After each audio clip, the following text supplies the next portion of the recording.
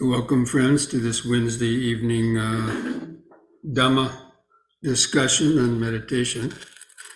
I hope you're all able to get the mailing I sent out with the attachment for what we're going to be going over this evening.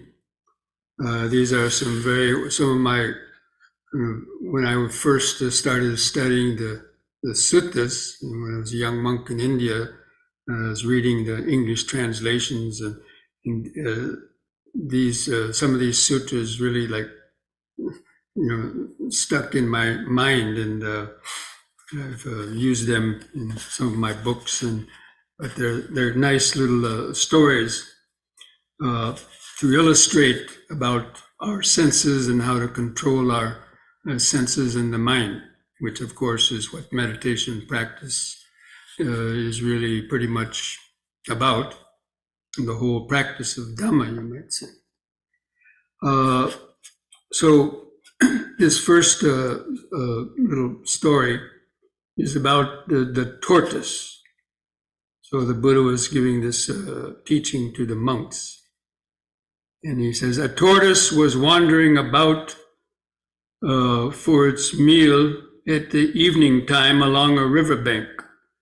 And then a jackal, I think the jackal is something like a coyote, he came along also looking for some food. And the turtle, he came toward the tortoise. And then the tortoise drew in his limbs and head into its shell. And he crouched down in safety and kept still, because he saw the jackal coming towards it. And so the jackal came up and kept a close watch on it with the thought.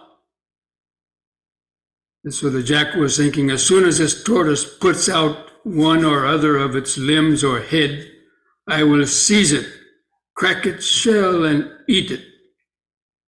But as the tortoise did not venture to stick out any of its limbs or head, because he was wise, he knew about these predators coming to disturb it, and that was his natural protection.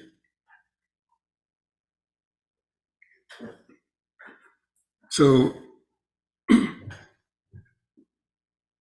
after the time, the jackal got disgusted and wearied for waiting for the tortoise to stick out his head, and the jackal went away, not having got a chance. So this is a little kind of a analogy that the Buddha gives for Mara, and how the Mara is always trying to get us to do things that we don't want to do and get us into trouble. So Mara, the evil one, that's our own mind really, is forever on the watch with the thought, maybe I'll get a chance to catch one of these sense objects by way of the eye, ear, nose, tongue, body, or the mind.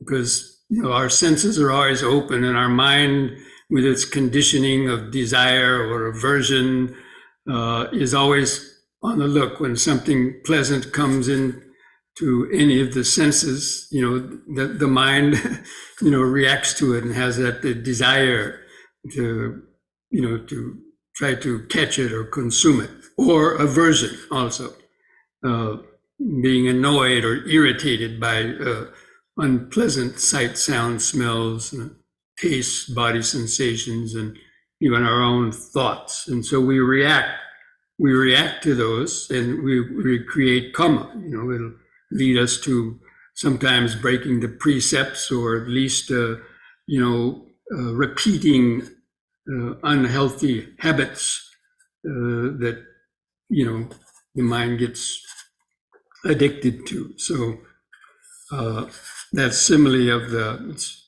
the guarding the senses is like we pulling the mindfulness. Actually, is a practice of pulling our senses away from going outward to the objects.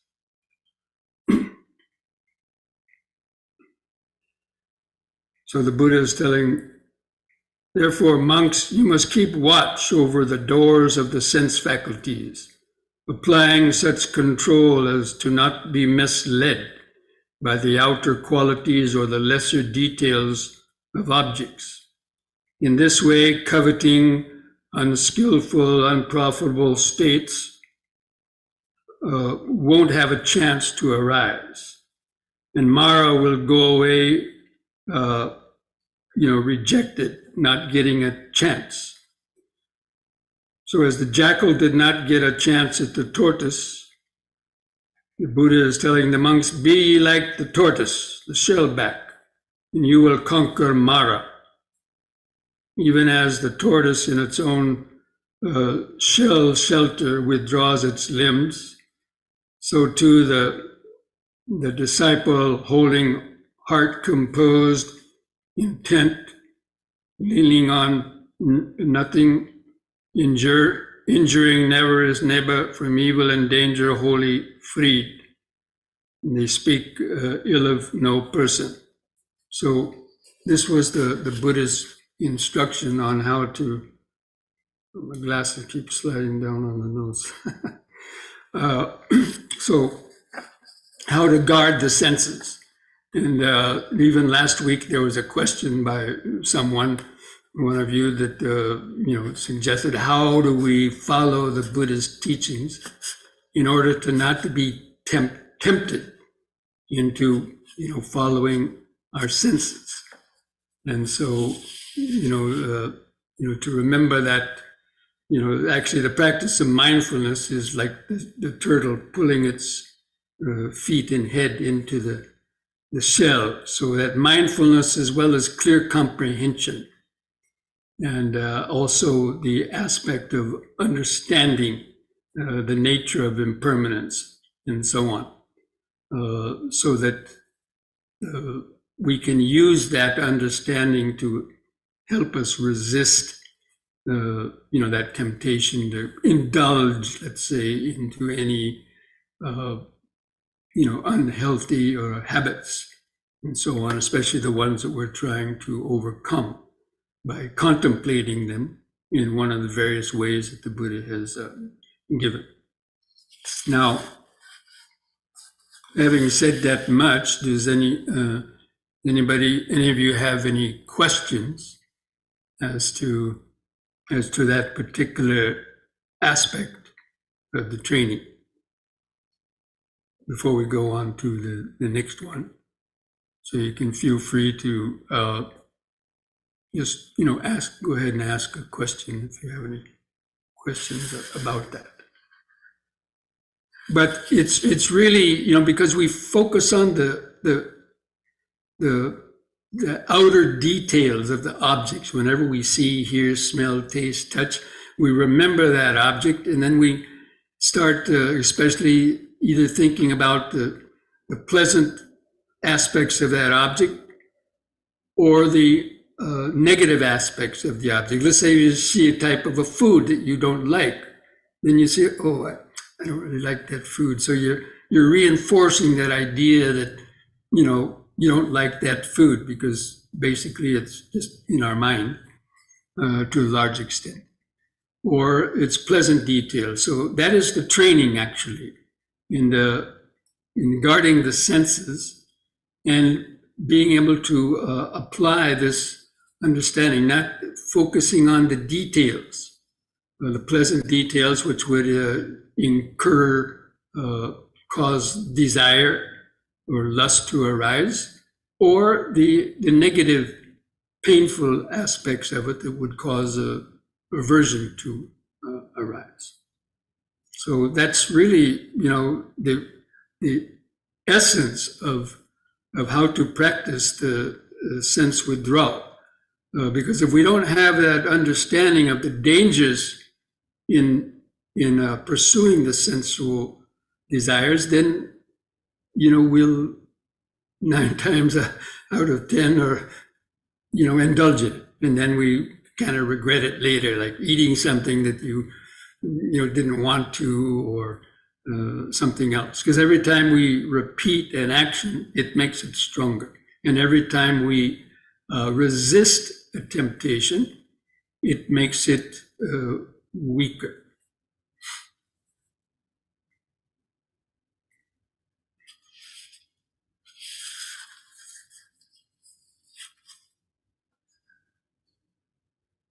So Bhante, I just there is so much interconnection between yoga and Buddhism. I just have a comment from the yoga point of view that this sense withdrawal that we call in yoga, I think it's the fifth or sixth limb of yoga out of the 8 limbs, which is called pratyahara. So it's the same thing that you are referring to, right? Pretty much the same, yes. Yeah. Okay. It's like the turtle drawing in its head and feet and legs into the shell. Correct. So, the Mara, that means our accumulated desires cannot, kind of pull us out. Right. But it takes a lot of practice. In doing absolutely. The priests are a very great help in reminding us about that. Right. But a lot of people say, "Oh, you're denying yourself," and so on. Yeah, but it may be not really denying; it's seeing the dangers in indulging in it, and you have to see the benefit of not indulging in it. So it's not really seen as a denial of oneself. You're sort of denying the suffering that would come to you if you keep indulging. Yeah, Bhante, as we were discussing in the last one, that it's everything done in moderation, which we follow as Buddha's middle path, is okay. But for lay people especially, they have a much leeway than, let's say, monastics, who have a lot of specific rules concerning things. Are you always, but you aren't always supposed to oppose your desires? Like, couldn't there be cases where your desires and what's in your well-being are congruent? No, it's whenever we have a desire, we have to see, is this desire going to be something that's not going to be harmful for myself or for others or for both? Let's say if it's a desire to exploit somebody or take advantage of somebody, especially with sexual attractions and so on, or something else. If you see it would get close to breaking a precept or something, that is when we sort of draw the line. But if it's just a simple desire, okay, you're walking by a pastry shop and you have a desire to have a pastry, okay, if you don't have to steal it, if you have money to buy it, okay, it's a simple thing. So there's especially for lay people, following the middle path, but that criterion is not breaking the precepts, because that is where karma and the suffering is going to come back.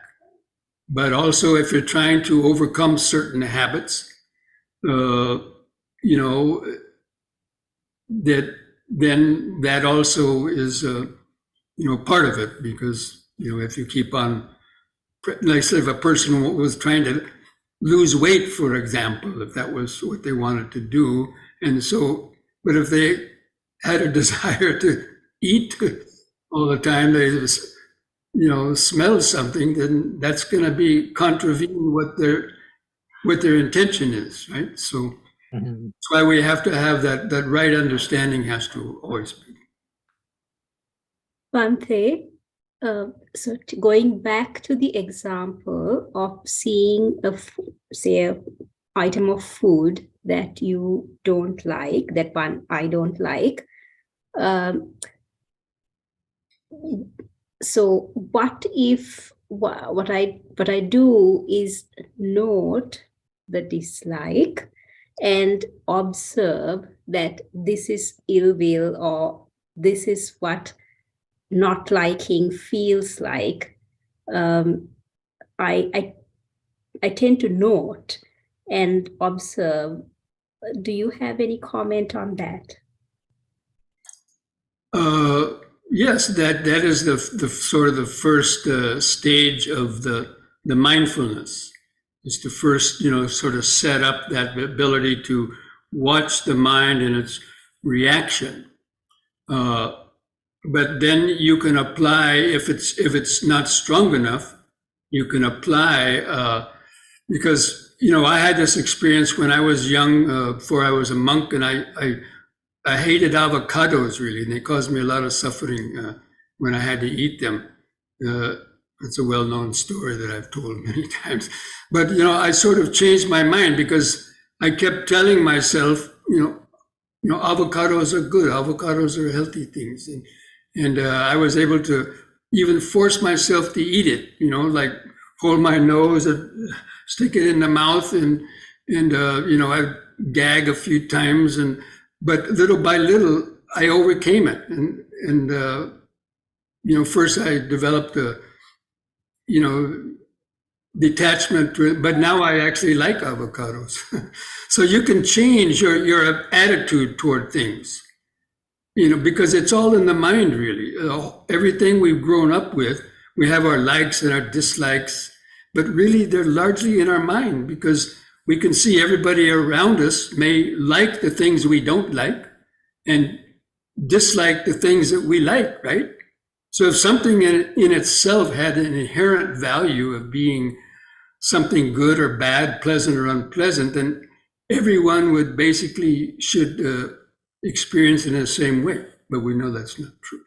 So, so sometimes we can, try these kind of ways of, things that we have dislikes to, challenge ourselves to try to change it. Thank you, Bhante. Bhante, your question in the chat, yes. Yeah, that's right. Okay.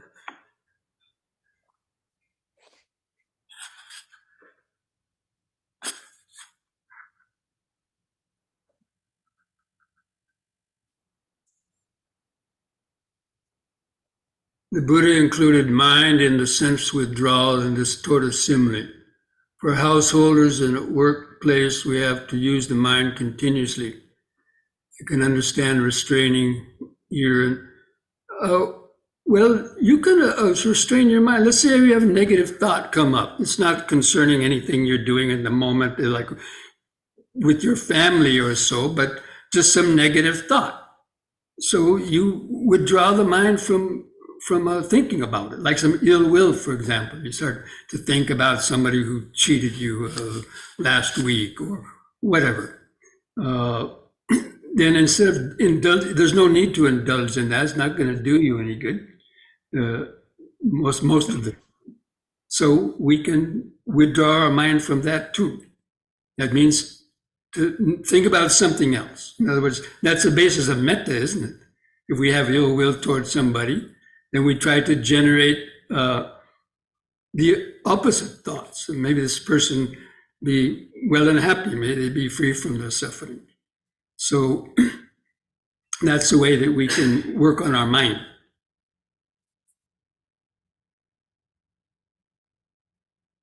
But when you're actively, engaging with people and family and all that, then we have to be using our mind most of the time. But thoughts will come in there that have no bearing really on what we're going to do or something negative, because all of our actions proceed from the mind. So.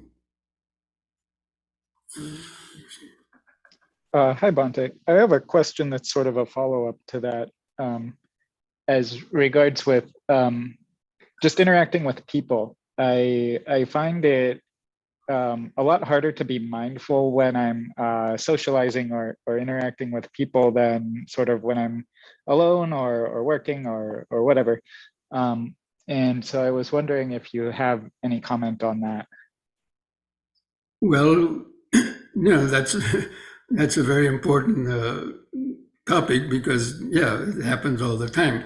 we have to be mindful of our speech. So even when you are talking, engaging in conversations with people, if you are mindful, you can be aware of your body feelings. Let's say if somebody is speaking something that you don't agree with, you can feel some irritation in the body. You can feel your muscles tighten up, or you can notice little thoughts. I don't agree with that. I mean, in your own mind, you can notice that even while you are still, there participating, and even while you're listening, you can restrain those thoughts, or you see the urge to want to blurt out something or contradict what somebody else is saying.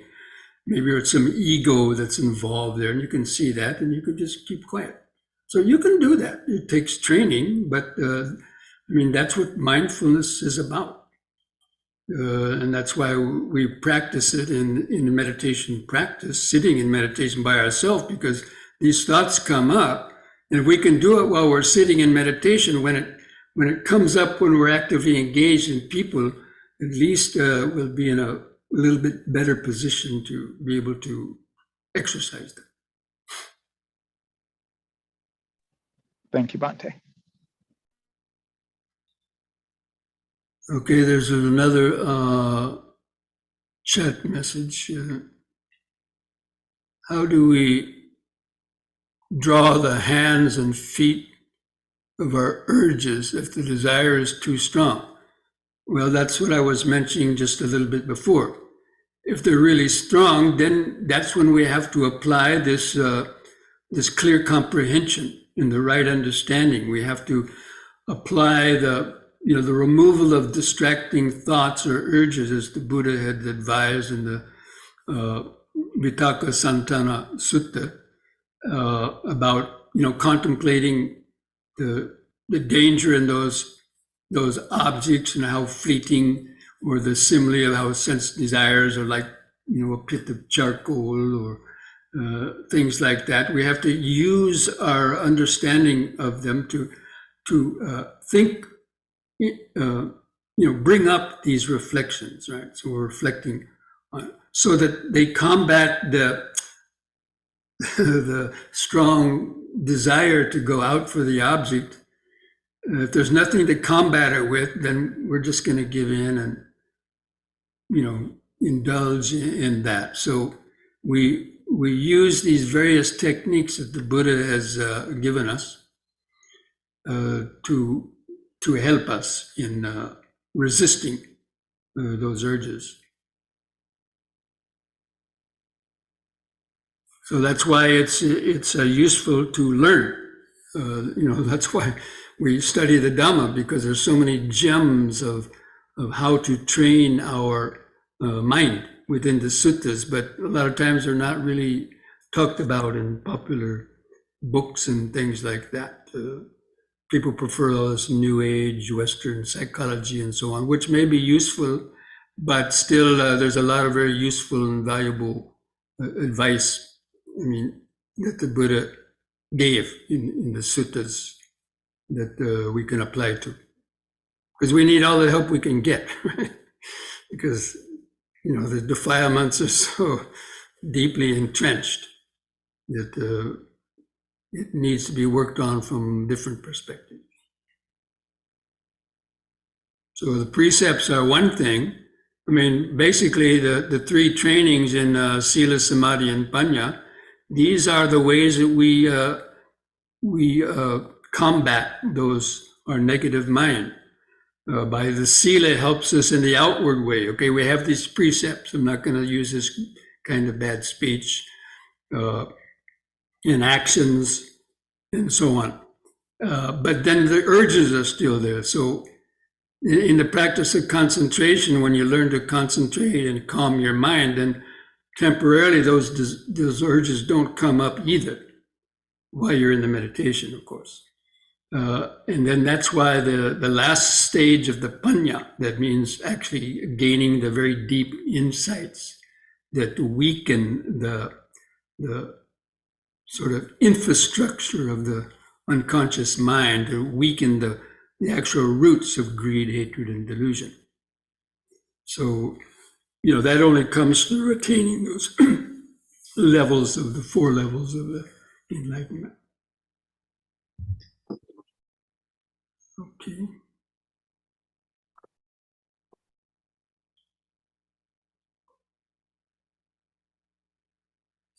So, any last questions on that subject?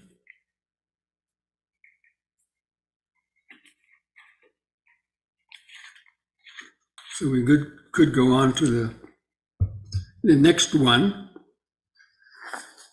which is kind of similar but a little bit different, about the log of wood.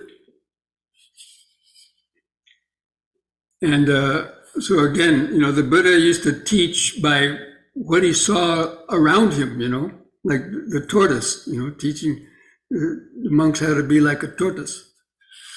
And then he saw a great log of wood being carried down by the Ganges River. And then he said, monks, you see that log floating down the river? And now, if that log does not get stuck on one or the other bank, or the log doesn't sink in the middle of the stream, nor does it get stuck on a sandbar in the middle, or it doesn't fall into human hands, because a human would want to drag it out and use it for something, right? And it is not caught by non-humans, is not caught in a whirlpool, or does not rot inwardly, that log will float down to the ocean. And why? Because the Ganges River floats down to the ocean and gravitates toward the ocean. So in the same manner, monks, if you do not ground on this bank, or do you not sink in midstream, you don't get stuck on a sandbar, then you will make progress in the Dhamma, and the mind will gravitate, toward, gaining freedom from being trapped, by the senses. So he's talking more specifically about, the monks in the monk life, but it's really about that same training. It's all about the training in the senses, because that's our whole world, is what comes through our senses and how our mind reacts to it. But these the similes for those objects of this bank is, what is this bank? This bank is a name for the internal sense bases. That means our sense organs, inside when we see an object, that impinges on the sense base in the eye and sends those signals to the brain, and that we then cognize and remember, and that it triggers off our, desires or aversion. And that bank is a name for the external objects of sense. So what you see externally, that's the external object, but the internal base, they have to connect. And it's that connection is the contact which triggers the minds. We have to break that kind of connection. Anyway, understanding those. Sinking in midstream is a name for getting dragged under by desire or lust, or you could also say the opposite of aversion and anger or hatred, because they're really two sides of the same coin. Desire is, desire is positive craving, and aversion is negative craving, the craving to get away from something. And being caught on a sandbar is the I am conceit, getting stuck on the ego, thinking I am better than somebody else, inferior or superior. And being caught by humans is when the people get pulled into society's net. Of course, this pertains primarily to monastics that are kind of training themselves to, not get too involved in society's things, or gives up his robes and returns to lay life. But even a lay person could relate to that to some degree. So anyway, but basically it's, what's pertinent to us in our practice is, getting stuck on the internal base or the external base. These are two extremes. Getting lost in your mind or getting lost in the external world. Mindfulness sits in the middle. Mindfulness doesn't get lost in the quietness or the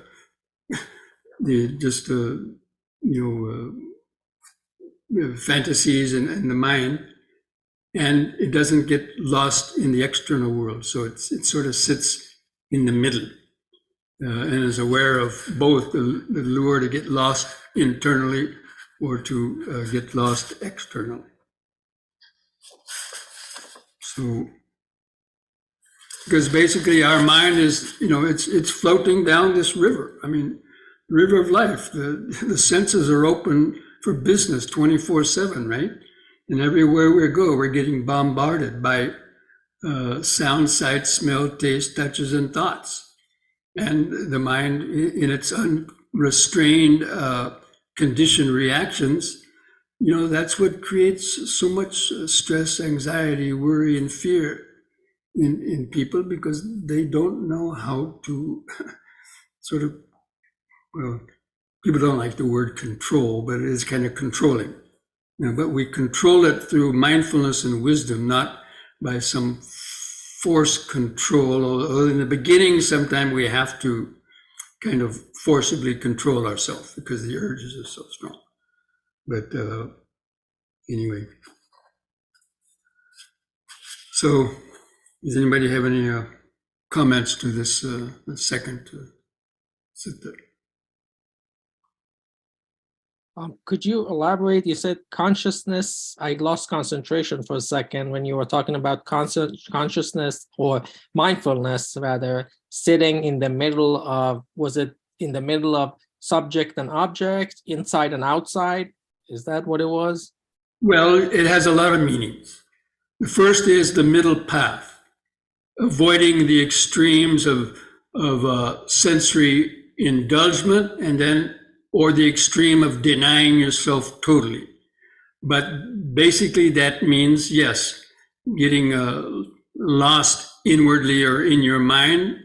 Let's say getting, maybe you attain these states of jhana and you just want to hang out in the bliss and the quietness and you don't feel like doing anything else and you get stuck in that. So that's getting stuck internally and, or, getting stuck externally. So the mindfulness is the balance. Mindfulness is always sitting in the middle. Like we're balancing the 7 factors of enlightenment that we discussed a couple of weeks ago.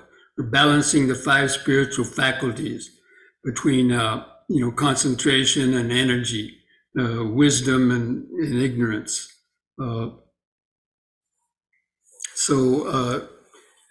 Yeah. That answer your question? Yes, thank you. That was clear. Okay.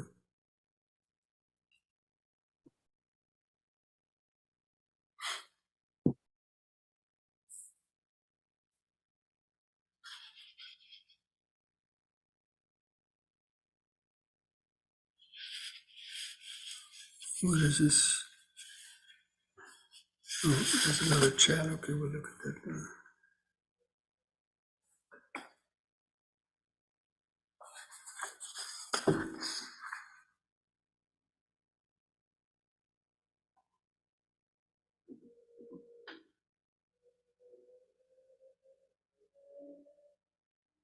The following activities are shown to drain brain energy and cause restlessness or sleepiness.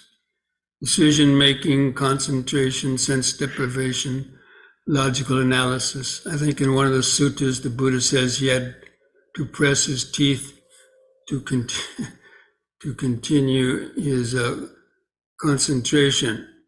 That was to drive out negative thoughts. Householders have to make a lot of decision making. How do we preserve energy? You preserve it by developing concentration, mindfulness and concentration. You preserve it from going outwardly unnecessarily. Sure, we have to make decisions, you have to interact with people, but a lot of people overreact, or they obsess too much about what decisions they have to make, or anticipate, making a mountain out of a molehill. Let's say you have to go in and talk to somebody and you're worried, oh my gosh, what are they going to say? They're not going to. And you go in there and the person happens to be very polite and kind and there's no tension whatsoever, because our mind is always, creating these worst case scenarios. And so the mindfulness and the concentration helps you to, let go of some of that and be more in the moment. And of course, now whatever Western, whatever psychologists or others are saying, a lot of times, the Buddha has different ideas about it. So like the following activities are shown to drain brain energy and cause restlessness and sleepiness, like concentration. Okay, well, they don't know the Buddha's concentration. They think it's just concentrating in this, with some motive or intention. But no, concentration, leads to that deepest state of, relaxation when you, let's say, attain the jhanic state. So, so don't believe all you hear about what Western psychologists think about doing this or that, or what science has happened, because the Buddha's understanding about the mind goes a lot deeper than just, the Western type of science. Okay, friends, I think maybe that may be enough for this evening. And so we're going to take a few minutes break and to use the restroom if necessary, and then we're going to come back and do a few yoga stretches to help get the mind centered in the body before we sit to meditate. Okay? So we'll see you back in a few minutes.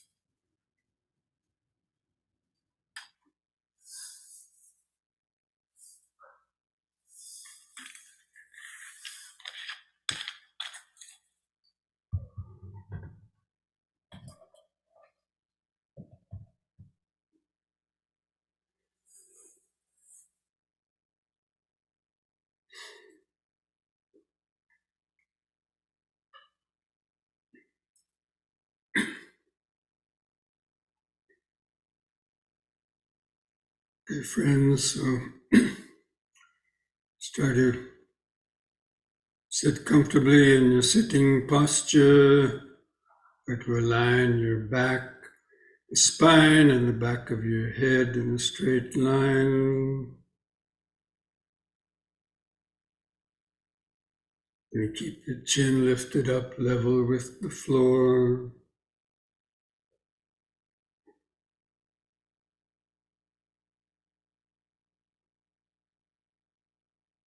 Gently close the eyes.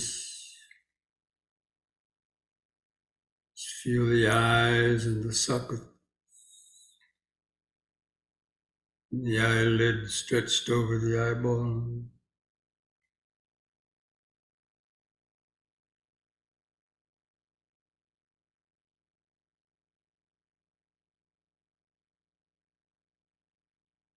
Just feel your face. Relax the face muscle. Feel the subtle little prickling sensations on the face.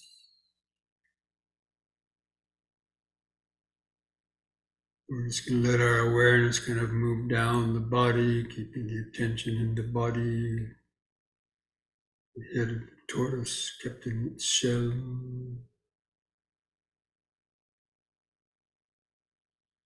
Now just feel your shoulders, relax the shoulders.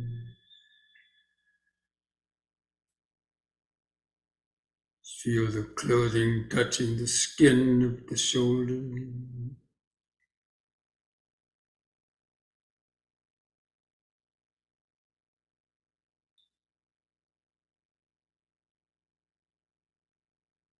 Feel your hands and fingers touching together.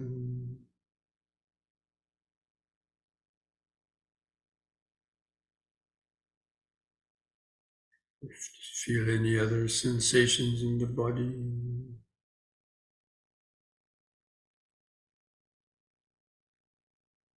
And feel the buttocks pressing the seat. Feel that solid contact, pressure. 100 pounds or more of body pressing the seat.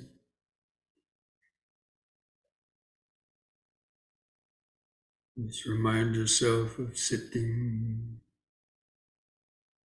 sitting.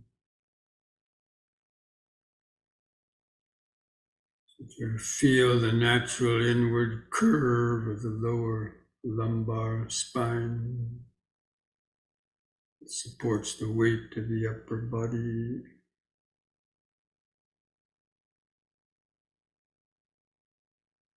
And you can just imagine your spinal column going up the base of the spine to connect with the skull.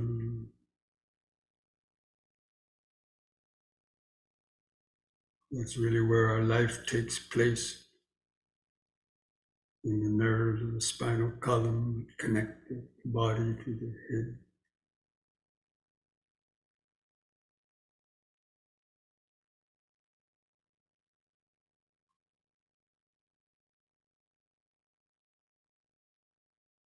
Now feel the way your knees are bent, your legs tucked under the body.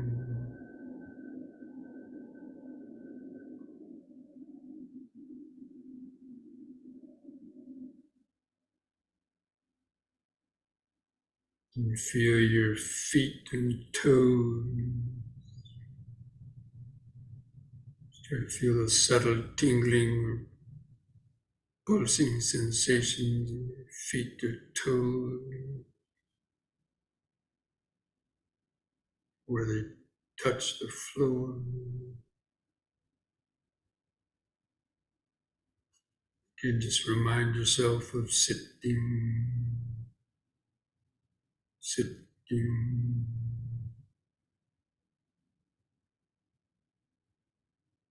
Present moment of the body.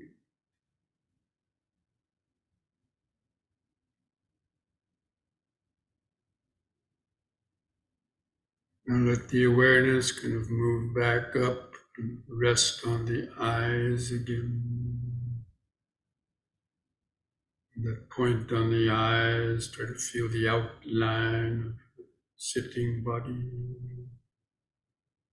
All those different places we just went over,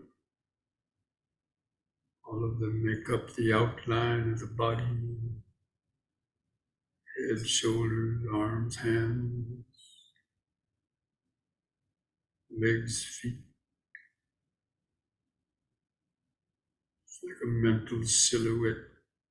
Just try to hold that outline of the body in the mind's eye. Awareness is like the third eye. You can feel the inner body.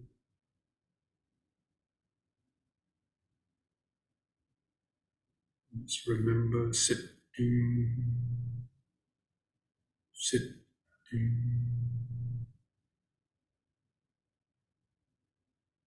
sitting.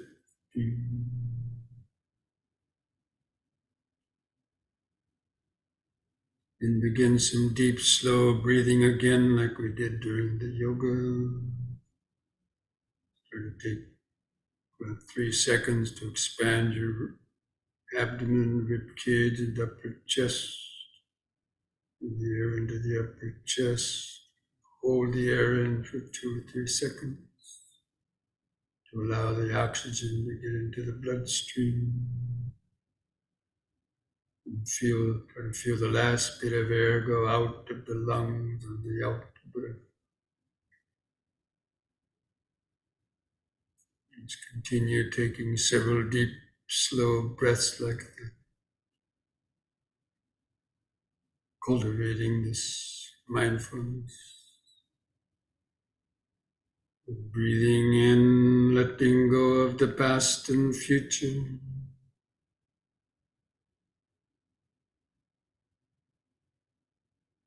Breathing out, sitting here and now.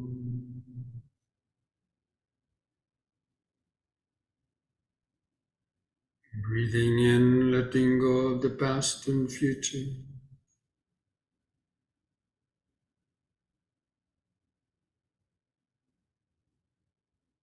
Breathing out, sitting here and now.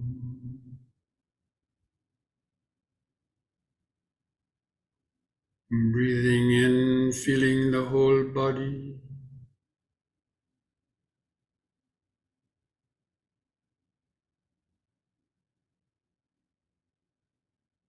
Breathing out, feeling the whole body.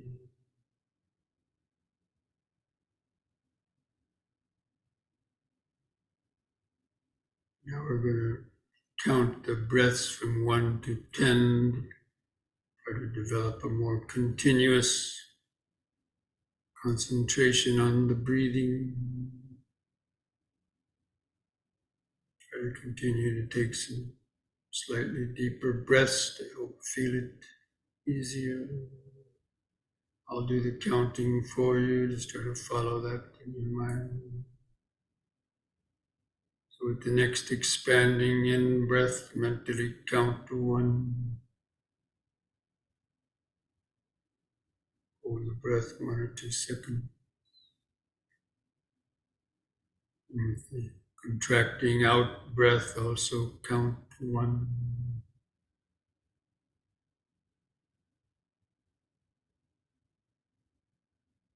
Next in breath 2.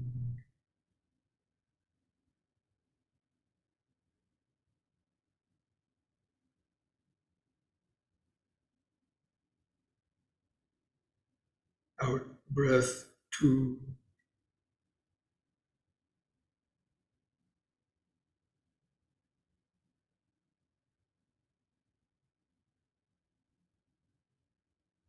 In 3.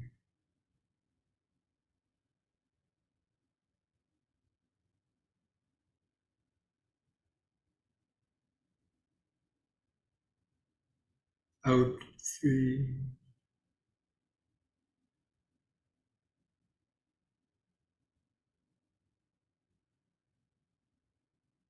In 4.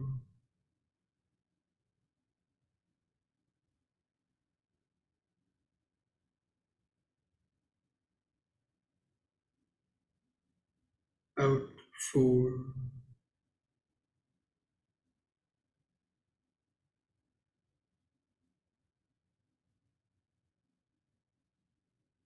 In 5.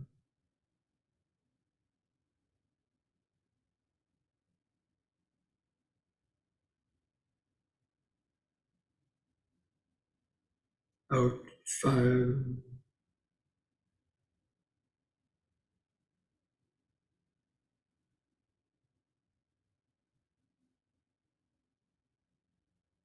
In 6.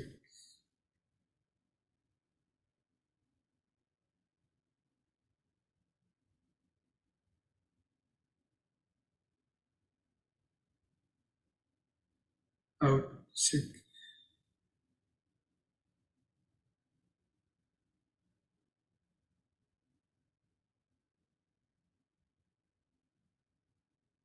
In 7.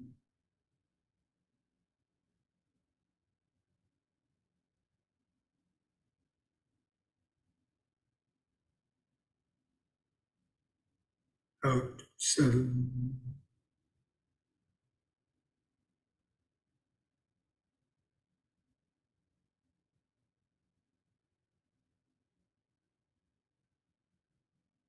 In 8.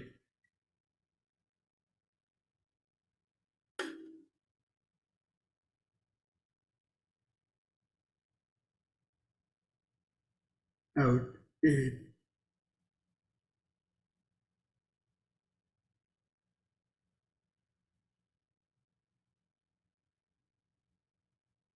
In 9.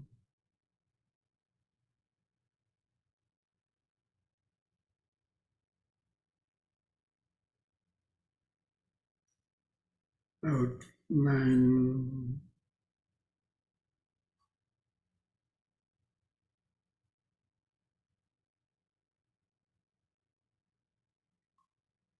In 10.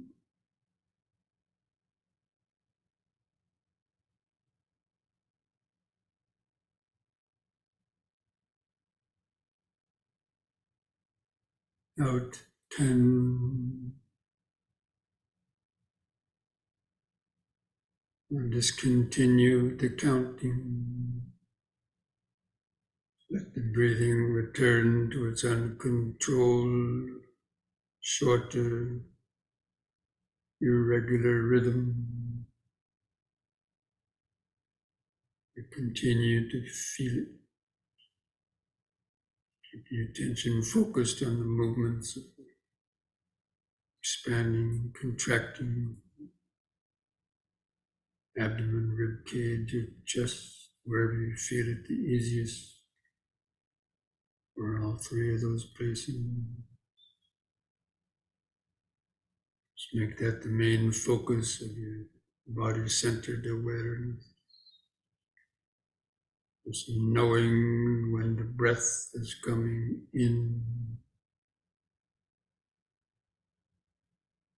and knowing when the breath is going out. And knowing is at alert attention.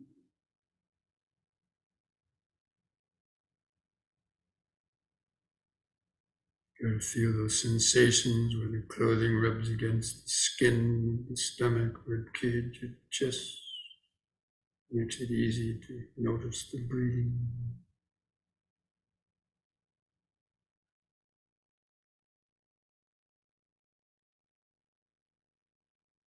You feel the brief pauses between the breath.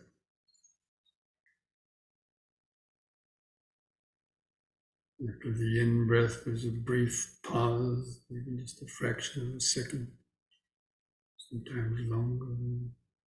At the end of the out-breath, there's a brief pause.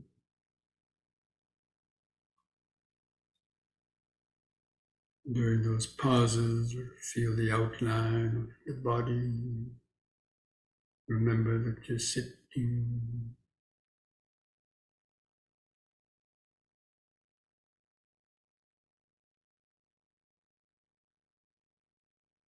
You can use these brief mental reminders to help stay awake, alert. In sitting,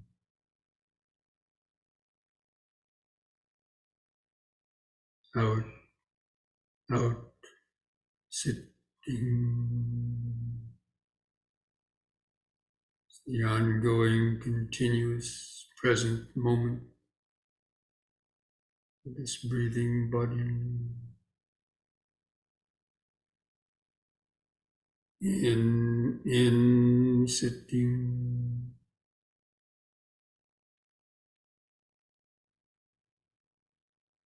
out, out, sitting. Just remember that much. It's not much to remember.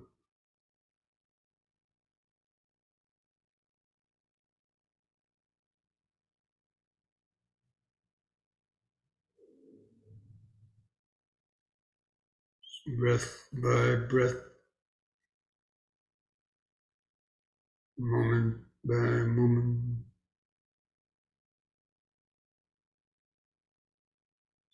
In sitting, out, out, sitting.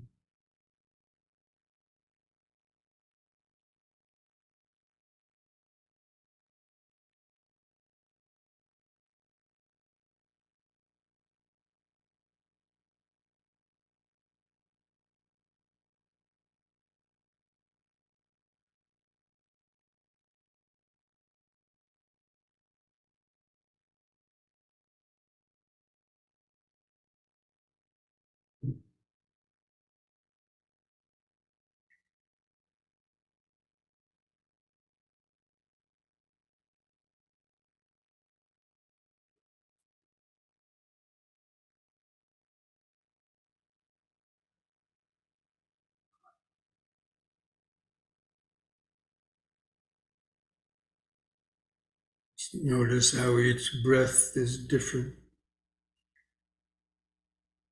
Sometimes longer, sometimes shorter.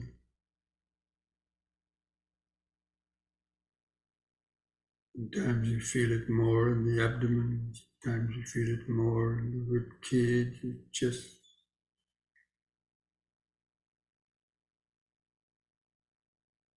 Sometimes the in-breaths are longer than the out-breath. The out-breaths longer than the in-breath. The pauses between the breaths are longer or shorter. It's always changing.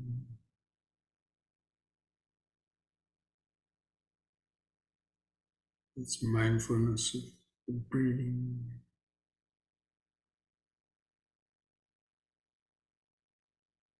Be like a scientist looking down through a microscope,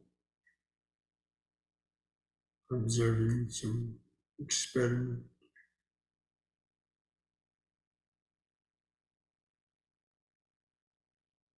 It's a breathing process.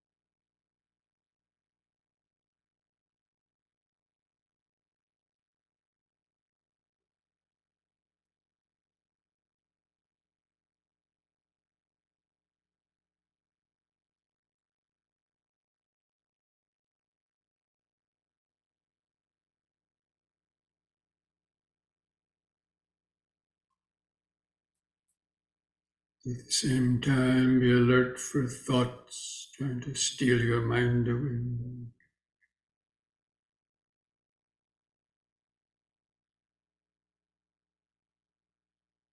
You get carried away in thoughts, recognize it as thinking. Gently let go of the thought. A deep, slow breath, bring the mind back into the body. Back in, sitting.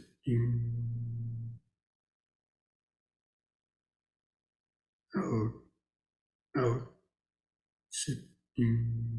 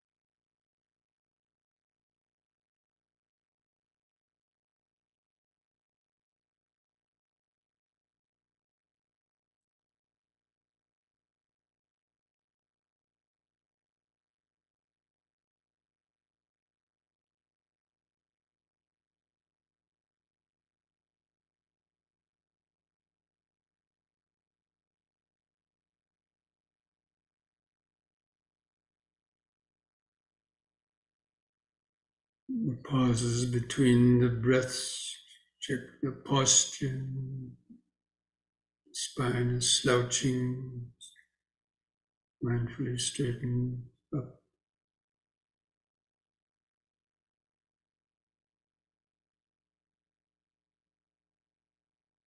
Take a few more deep, slow breaths. Hope to sit straight. I hope to feel the breathing.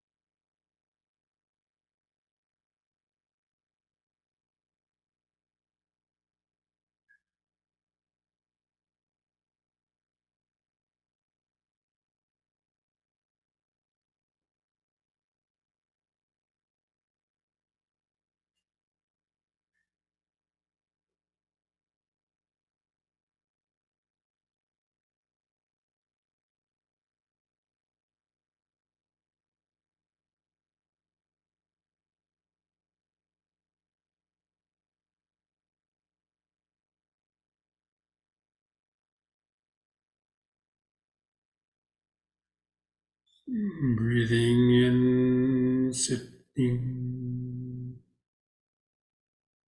Breathing out, sitting.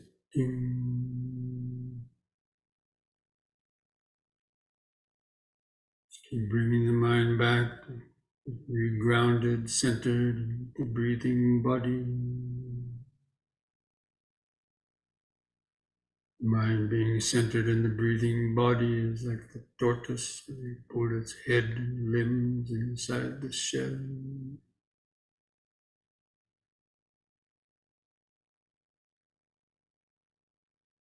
Just letting the sounds come and go in the background. Any sounds and thoughts come and go in the back of the mind. Try to feel more and more subtler sensations in the body.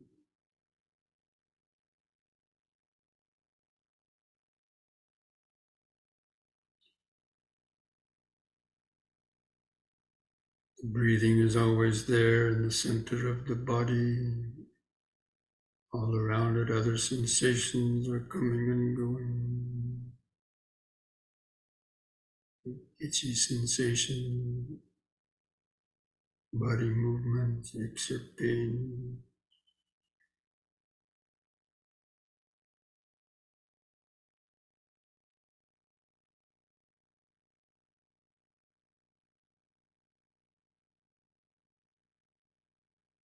More purely physical body sensations you could notice.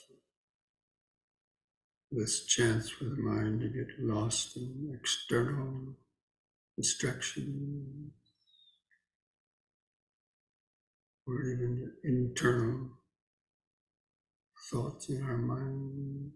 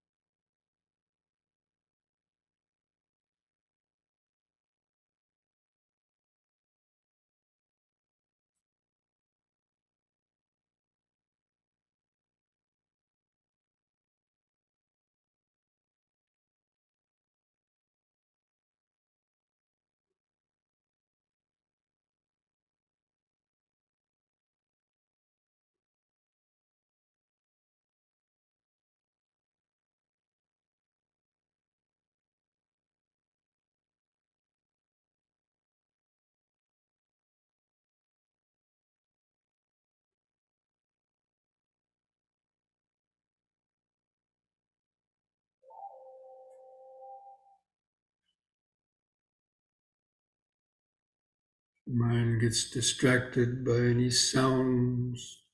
You can notice just hearing.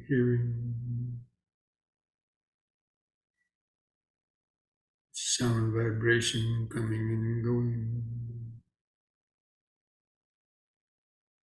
If you think about the sound, recognize that as thinking. Letting both go, both the sound and the thinking.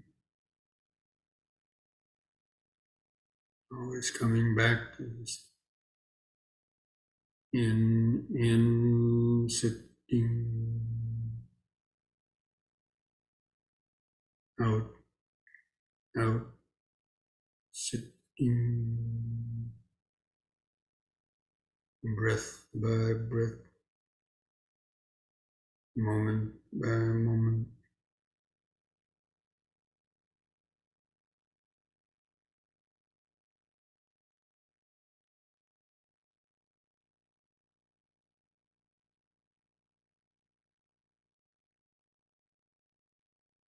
There's too many thoughts. Come back and do more deep, slow breathing.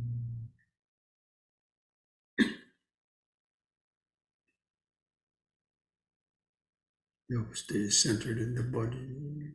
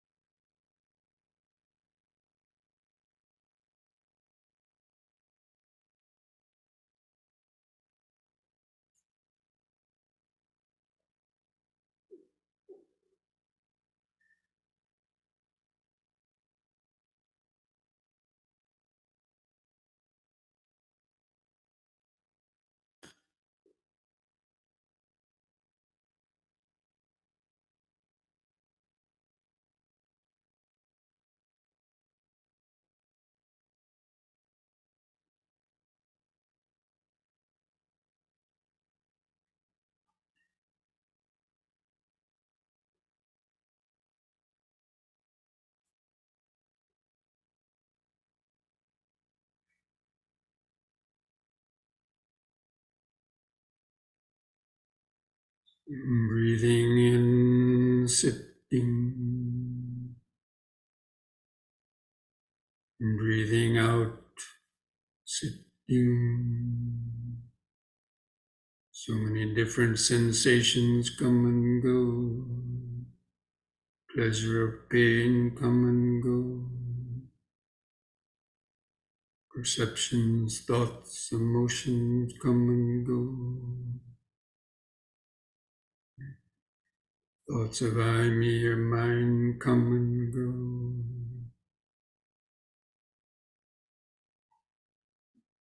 These are all just a continuous flow, change and impermanence through the senses.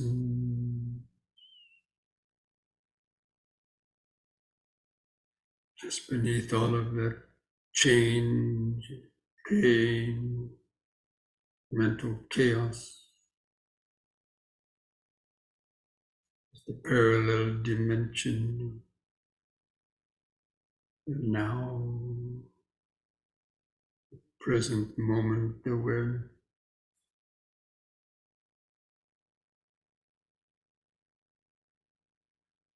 Centered in the body. This breathing body is the natural connection to the present moment. We lose that connection to the present moment. Breathing body, and the mind gets easily distracted, carried away in the past or future. Worry, fear, anxiety, greed, or hatred.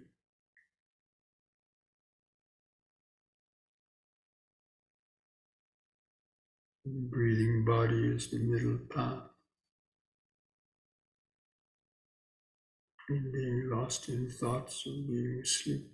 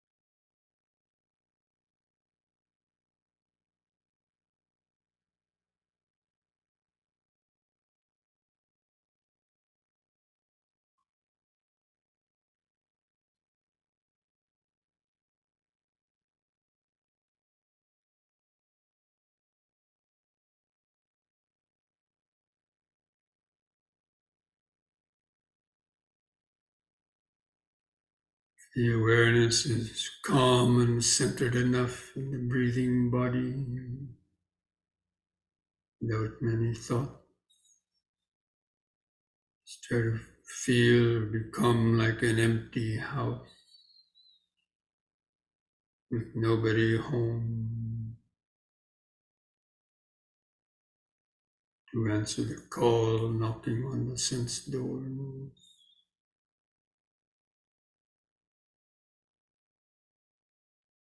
There's a sensitive microphone in the house that knows but doesn't know.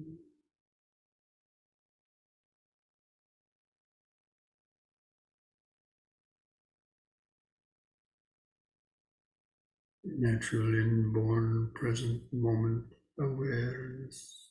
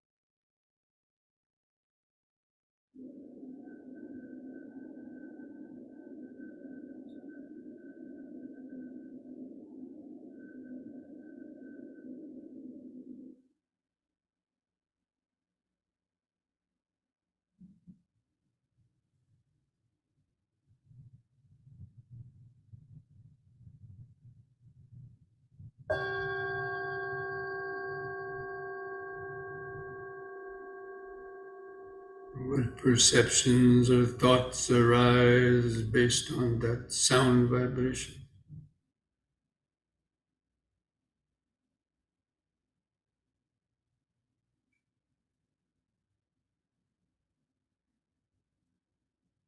Sabbe sankhara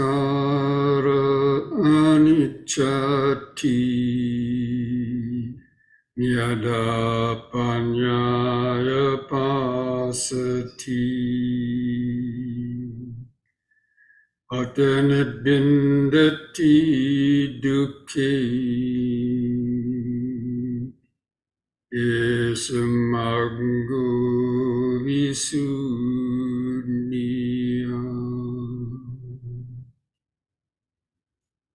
dukkha patta ca nidukkha bhayapatta ca nibbaya Sokapatta ca nisoka hontu sabbe pipanino.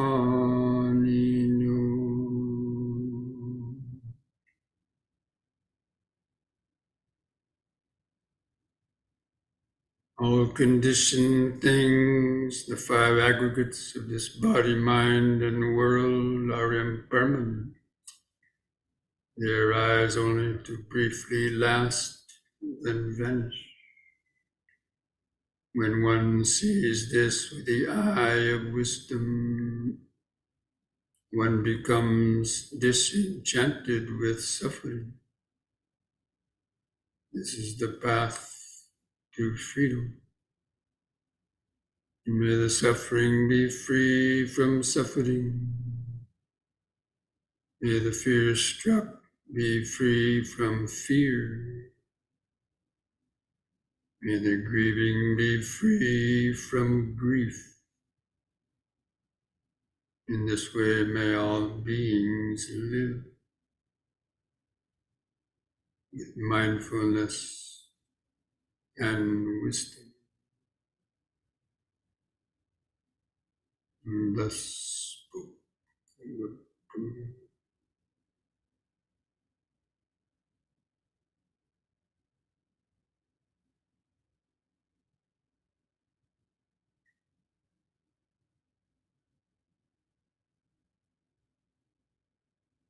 I invite you to join in chanting the word sadhu 3 times. We do that chanting with on a long out breath. Feel those vibrations in the body and mind. Take a deep breath.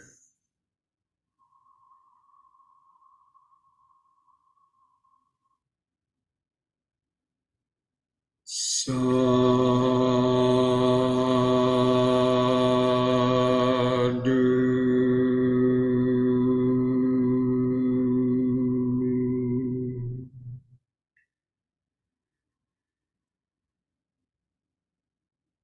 Sadhu.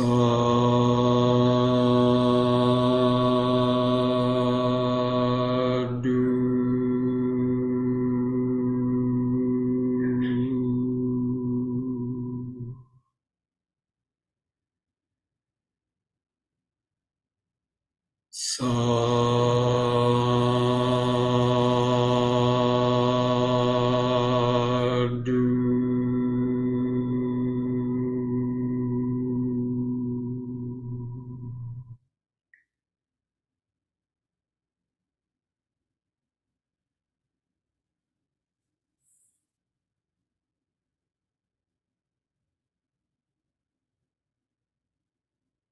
You place your hands at the edge of your knees.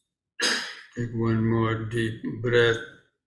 You breathe in, stretch the head back, pull the hands on the knees to arch your spine backward. Hold it a few moments.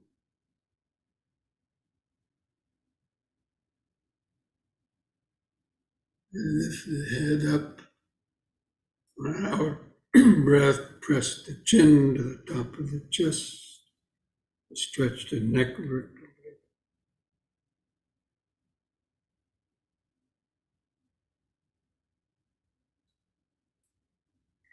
Lift the chin up level with the floor. On the out breath, relax. Put a smile on your face.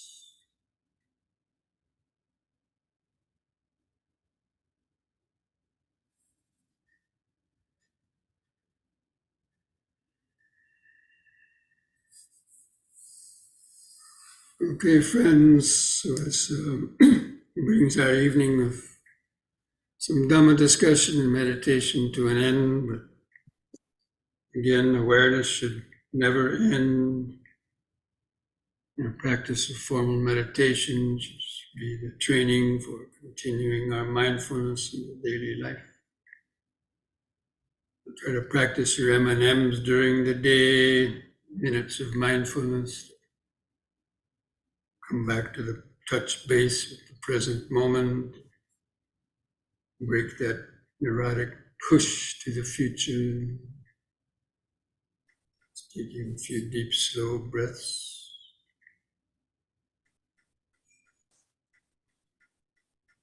Thank you, Bhante. Thank you, Bhante. Thank you, Bhante. Yes. Thank you, everyone. Everyone. Tiruvan Saranai Bhante. Don't forget, mindfulness a day keeps dukkha away. Namo Buddhaya. Thank you, Bhante. Thank you.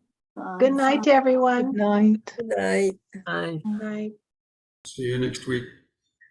Bye-bye. Good night.